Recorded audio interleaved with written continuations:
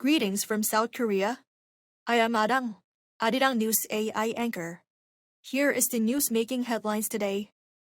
President Lee Jae-myung has called for police reform, citing public concerns over greater investigative powers. At a cabinet meeting on Tuesday, President Lee urged that the current system be overhauled in the wake of a series of police misconduct incidents, including the latest one, where a police officer in Jeju was accused of falsely closing missing persons cases.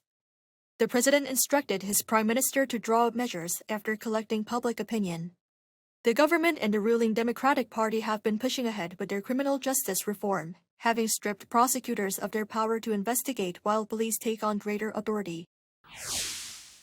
The government and the ruling Democratic Party are set to propose a record budget exceeding 800 trillion Korean won, over $578 billion for 2027, as they seek to use stronger tax revenues to drive growth.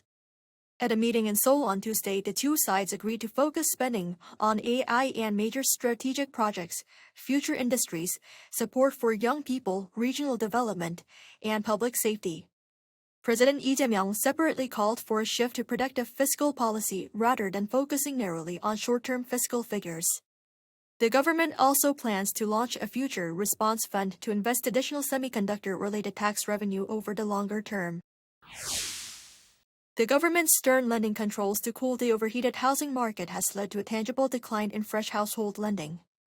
According to the Bank of Korea, new household lending per borrower, which includes mortgage loans, stood at 34.1 million Korean won in the second quarter, down 1.2 million won. This marks the lowest level since the first quarter of 2023. Fresh mortgage lending per borrower also averaged 208.2 million won, down some 21 million won, marking the sharpest on-quarter decline since the BOK began compiling such data in 2013. The U.S. Pentagon has awarded Boeing an on-demand contract for F-15 fighter jets worth up to $113 billion. According to Reuters, the U.S. Department of Defense has said that the 10-year agreement covers production and includes foreign military sales to countries like South Korea. This suggests Seoul is guaranteed a direct channel to secure continuous performance upgrades. The South Korean Air Force currently operates F-15 and F-15K Slam Eagles. The framework allows allied militaries to order maintenance and system integration whenever necessary. The Trump administration's so-called Operation Economic Outcast targets not just Iran, but any third country doing business with it. And now China is at the center of the picture. Beijing is Iran's largest oil buyer, purchasing up to 90% of its crude exports. Treasury Secretary Scott Bessent was asked whether Chinese banks would be among those hit with the measures. He didn't name Beijing, but said no one is exempt from the scope of U.S. sanctions.